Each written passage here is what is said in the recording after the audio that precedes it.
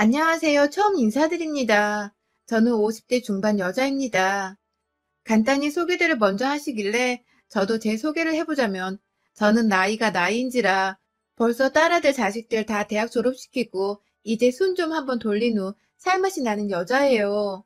막내까지 재작년에 취업을 했고 다달이 애들이 10만 원씩 가끔 20만 원씩 넣어주는 월급으로 소소한 재미를 느껴가며 사는 주부입니다.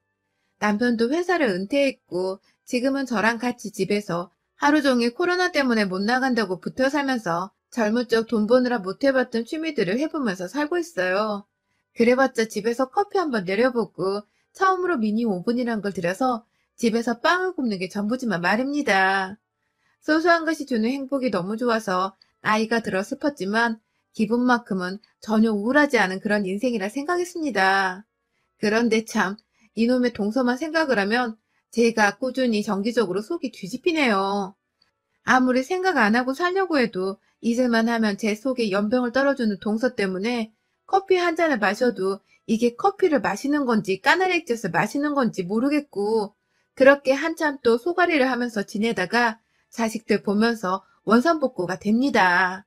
이 나이에 참 친구 관계에서 속 끓이는 것 마냥 마음이 좋지 않네요. 저희 동서는 저보다 3살이 적습니다. 지금은 같이 50주를 맞이해서 나이 들어가는 처지인데 참 결혼을 할 적부터 부리던 버릇을 고쳐낼 생각을 못하네요. 처음 동서가 시집 오던 날 전 정말 기뻤어요. 무뚝뚝하셨던 시부모님 옆에서 말 한 번 더 나눠보면서 대화를 나도 동서가 생겼다는 사실에 친구를 소개받는 것만큼 기뻤습니다. 저희 남편이나 도련님이나 둘 다 서울 타지에서 일을 하고 있는 사람들인지라 시댁을 자주 찾아뵐 수가 없었고 그래서 결혼하기 전에 도련님이 한번 저희 집에 찾아와서 소개를 해줬고 그 이후 반년 정도가 지나서 결혼식장에서 다시 마주하게 되었죠. 그 사이 결혼 준비를 하기 바쁠 것 같아서 저까지 연락을 하면 정신이 없을까봐 따로 연락을 하진 않았었고, 그렇게 결혼식에서 만난 동서를 전 누구보다 축하를 해줬어요. 참 곱기도 고왔고, 들어보니 서울에서 대학을 나오고 직장까지 다닌다고 하더라고요.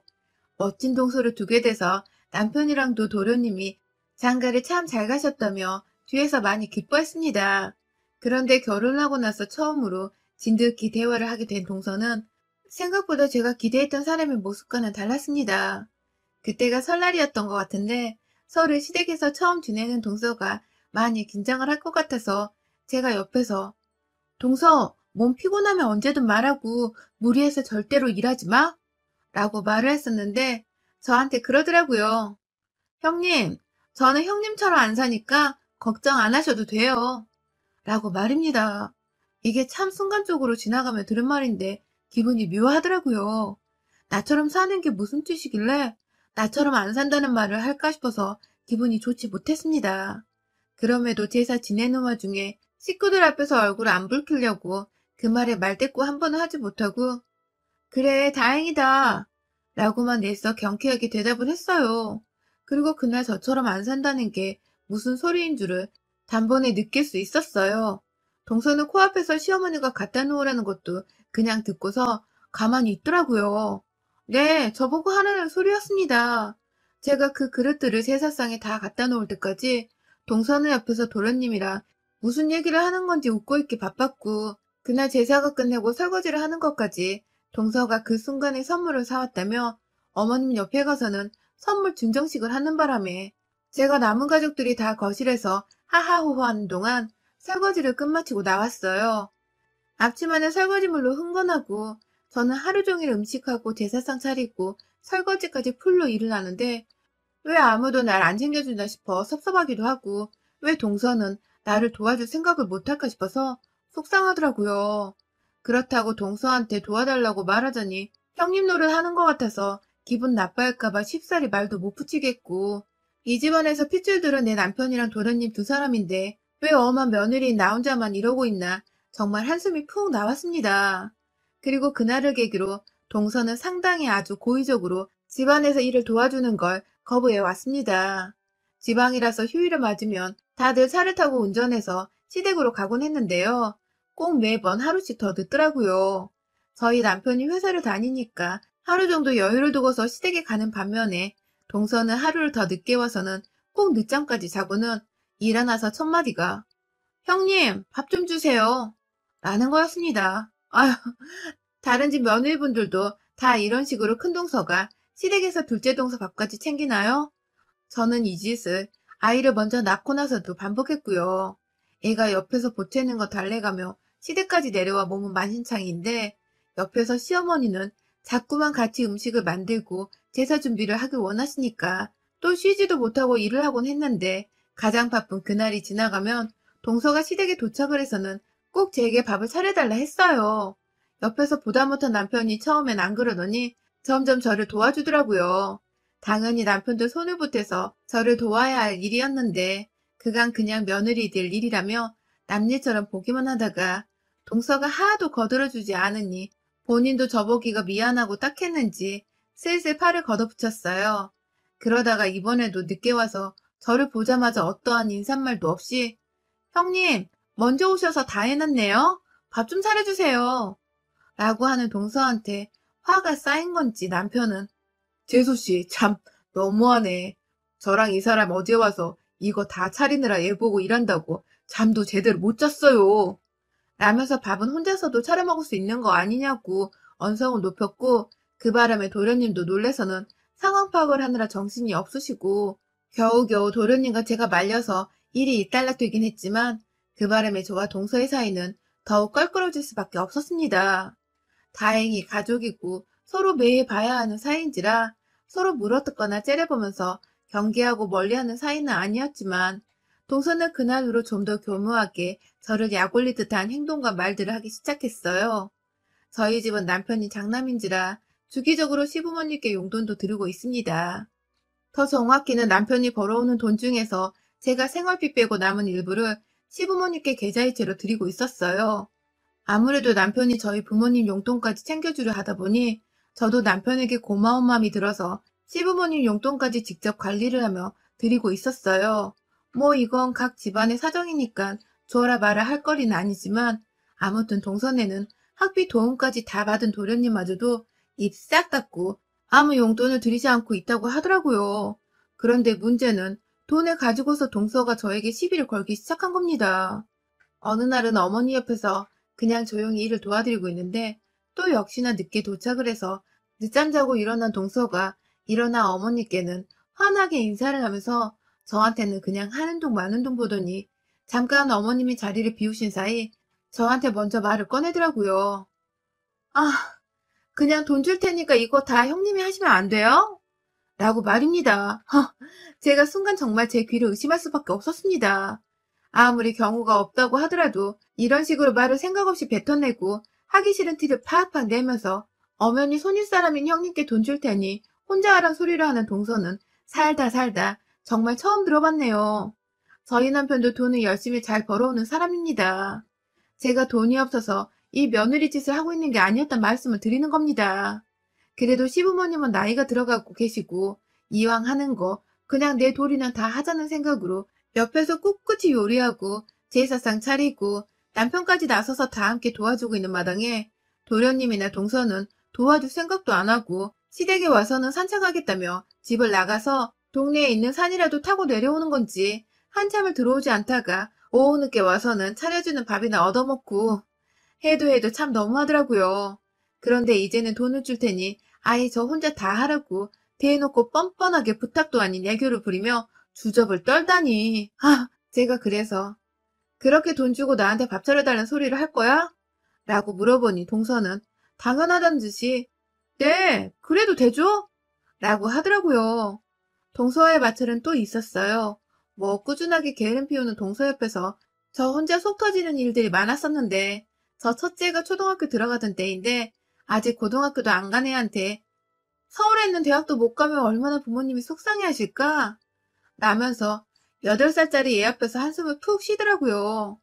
정말 기가 막혀서 그 후로도 몇 번이고 애 앞에서 자기는 서울에 있는 대학을 나와서 좋은 직장을 다니고 그래서 결혼을 하고도 집안일을 안 하는 편이라고 시집 가서도 시집살이로 고생할 일 없으니 무조건 대학은 좋은 대학을 나오라며 저희 딸애가 중학교로 가고 고등학교로 가고 결국 서울 안에 있는 대학을 지나가는 와중에도 학벌 소리를 해댔습니다. 급기야 저희 딸이 동서가 나온 대학보다 입결 점수가 좀 낮은 서울하는 대학이었는데요. 합격해서 이제 좀 휴식을 취해보려는 애한테 성인이 되어 축하한다며 선물 하나, 따뜻한 말 한마디는 못해준 망정. 그 대학은 아직도 안 없어졌어? 거기 가서도 뭐 하려고? 라면서 오히려 정색을 하고 학교를 내리까더라고요. 그 바람에 딸내미는 자기가 남들이 쪽팔려하는 대학에 들어갔다 생각을 했는지 한동안 입시 전부터 그냥 다 때려치우고 재수를 할까 말까 이 난리를 피웠고, 저와 남편이 대학은 시작에 불과한 거라고, 사회에 나가는 한 과정일 뿐이니 다녀보고 개의치 않으면 네가 편입을 도전해보라며 설득을 시키고 또 시켜서 겨우 대학에 보냈어요. 좀 좋은 말 좀 해주면서 어른으로서 어른답게 말을 하고 행동을 해주면 좋으련만, 철없는 애도 아니고 그런 소리를 해대며 저뿐만 아니라 제 자식들한테까지 그러니 저도 슬슬 화가 나고 동서가 싫어지기 시작했어요. 처음엔 철이 없어서 그런 거라 생각을 했지만 갈수록 반복되는 언행이 기분 나쁘고 재수가 없었죠. 그럼에도 자식들 앞에서 화를 내고 난동을 피우기 싫어서 저 하나 희생하자는 마음으로 그냥 참았습니다.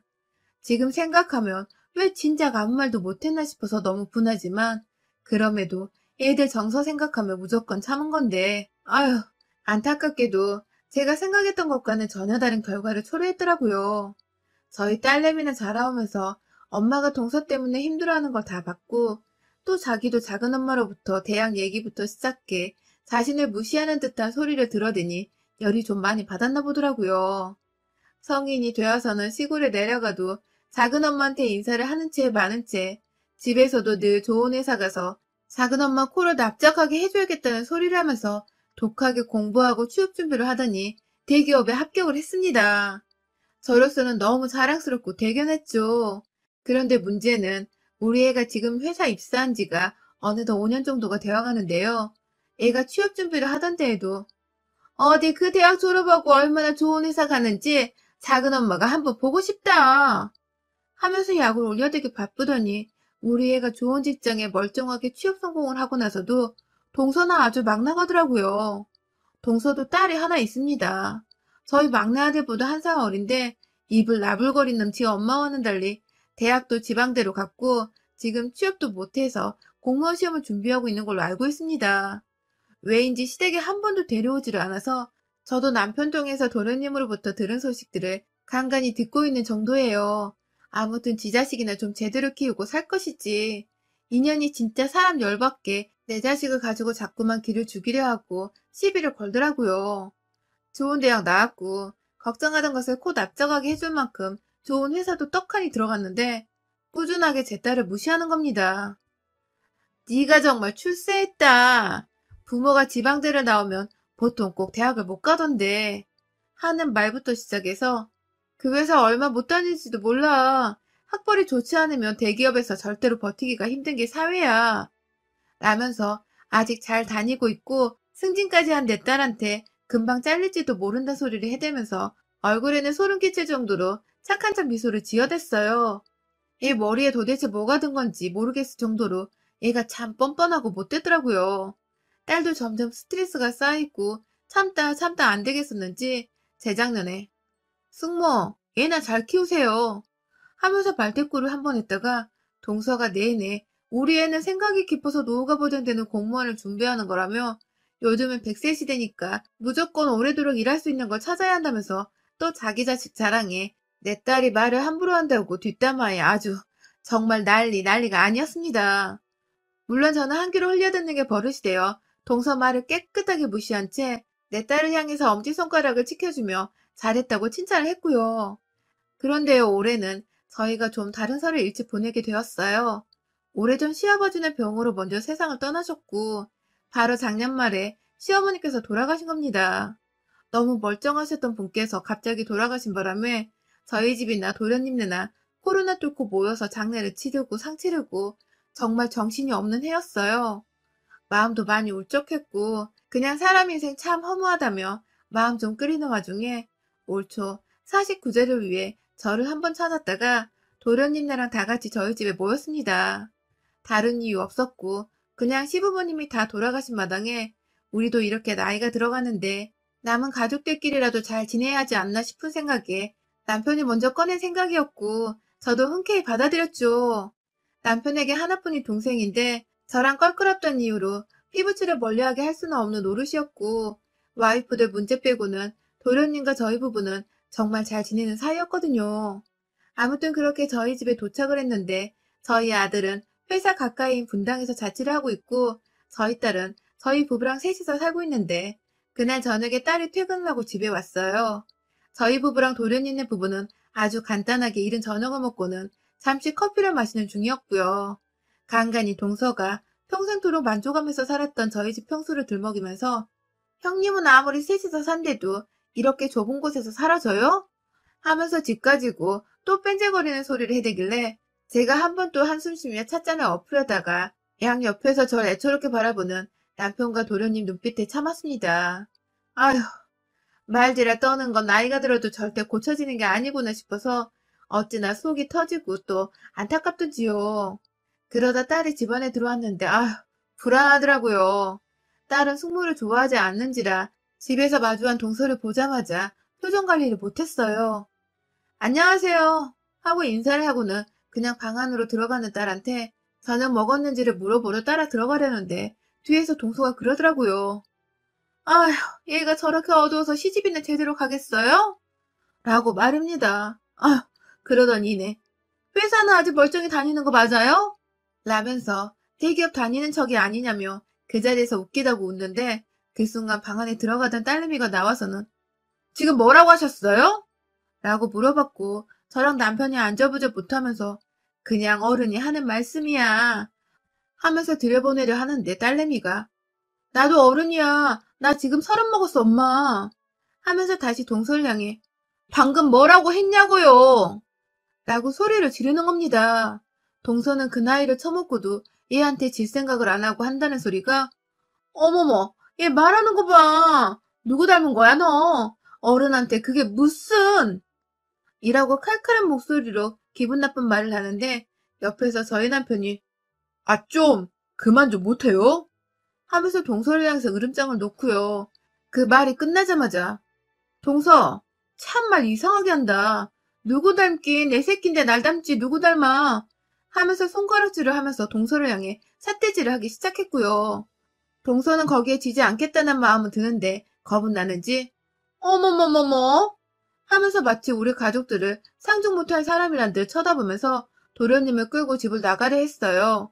그러면서 아휴, 내가 절에서 시집 오자마자 그냥 확 돈 주고 손절을 해버리려고 한 건데 라며 신경질을 부리더군요. 그 순간 뭔가 땡 하는 소리가 들렸습니다. 아이고 글쎄 우리 딸이 주방에서 냄비 하나 가져와서는 그냥 앞뒤도 없이 동서 머리통을 내리꽂은 겁니다. 그 울렁거리는 쇳소리가 제 귀뚱으로 들릴랑 말랑 하는 와중에 동서는 아파 뒤지겠다며 냄비에 눌리자마자 그 자리에 폭삭 안고는 정수리를 쥐어싸고 야! 하는데 내 딸한테 자꾸만 야! 너! 하는 짓거리가 꼴보기 싫어서 차 마시다가 놔뒀던 컵 안에 둥글레차를 그냥 확 동서 얼굴에 뿌려버렸어요. 저거 주둥이 고칠 생각을 어째 30년이 되어가도록 못하고 있나 몰라.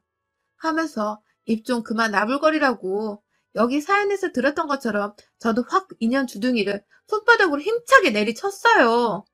그놈의 주둥이 관리 좀 잘하고 살라면서 그만 나불거리라고 주둥이를 몇 번이고 내리치다가 옆에서 남편이 말리고 도련님이 참아달라고 말리셔서 겨우 몸을 진정시키고 화를 가라앉혔습니다. 동서는 자기 남편까지도 자기 편을 안 들어주자 서러웠는지 겁은 먹고서 훌쩍거리기만 하고 그런 동서를 꼴도 보기 싫다며 딸내미가 꺼지라고 소리를 지르는 바람에 동서는 도련님 손에 질질 끌려 집에서 나갔네요. 나중에 들어보니 동서는 도련님과 이혼을 하겠다 말겠다 난리가 났고 도련님도 도저히 관리가 힘든 건지 어찌 해야 할지 모르겠다며 저희 남편한테 힘들다고 하소연하는 전화가 왔어요. 뭐 제 입장에서는 처음부터 마누라 가서 제대로 못했던 도련님의 책임도 일부분 있다고 생각이 드는지라 다 뿌린 대로 거두는 거라 여겼고요. 아무튼 남편부터 시작해서 딸내미의 냄비 한 방, 그리고 저희 주둥이 가격으로 완전 KO를 시켜버린 동서는 앞으로 다시 볼 생각도 없고 시어머니 돌아가신 마당에 저희끼리 그냥 간소하게 도련님 불러서 온 마음 다해 제사를 지내보려 합니다. 어찌되었든 자손들이 정성스레 마음 써주는 걸 조상님들도 가장 바라는 것일 테니까요. 진작에 주둥이 나불거릴 때 그 입을 꿰매버리겠다고 쳐줬어야 했던 건데, 아휴, 왜 이제와 이지랄을 떨었는지 다소 아쉽긴 하지만 그간 결혼 생활하며 동서한 때 쌓였던 화들을 한 번에 씻어낼 수 있었던 연초의 깜짝 이벤트였네요. 앞으로는 매해 온전히 가족들과 평온한 마음으로 명절을 지내볼 수 있을 것 같아 벌써 설이 기대가 됩니다. 나이 50줄에 손으로 사람을 칠 줄은 몰랐는데 막상 얄미운 년 하나 때려보고 나니 속이 너무 시원하네요. 여러분의 생각은 댓글로 남겨주세요. 오늘도 시청해주셔서 정말 감사합니다.